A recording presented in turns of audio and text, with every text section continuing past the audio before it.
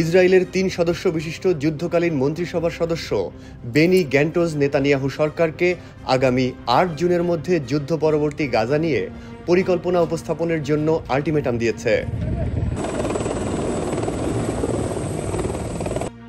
এ সময়ের মধ্যে প্রধানমন্ত্রী বেনিয়ামিন নেতানিয়াহু যুদ্ধ পরবর্তী পরিকল্পনা জানাতে ব্যর্থ হলে বেনি গ্যান্টোজ সরকার থেকে সমর্থন তুলে নেবেন বলেও হুমকি দেন।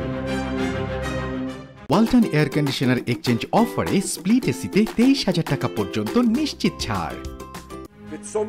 গতকাল শনিবার এক সংবাদ সম্মেলনে ইসরায়েলি মন্ত্রিসভার প্রতি যুদ্ধ শেষে গাজা উপত্যকাকে শাসনের জন্য ৬ দফা পরিকল্পনায় সম্মতি দিতেও আহ্বান জানান তিনি।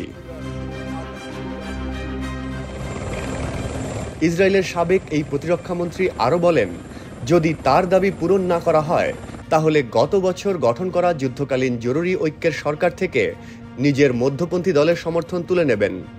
গ্যান্টোজের এই সময় বেঁধে দেওয়ার ঘটনায় ইসরায়েল সরকারের মধ্যকার ভাঙন আরও নিশ্চিত হলো। এমন সময় গ্যান্টোজ হুমকি দিলেন যখন বেনিয়ামিন নেতানিয়াহু গাজা নীতিতে দেশে বিদেশে তুমুল সমালোচিত। প্রধানমন্ত্রী নেতানিয়াহুর অন্যতম রাজনৈতিক প্রতিপক্ষ বেনি গ্যান্টোজ গত বছর যুদ্ধকালীন সরকারে অংশ নেওয়ার আগে দেশটিতে অন্যতম প্রধান বিরোধী নেতা হিসেবে পরিচিত ছিলেন।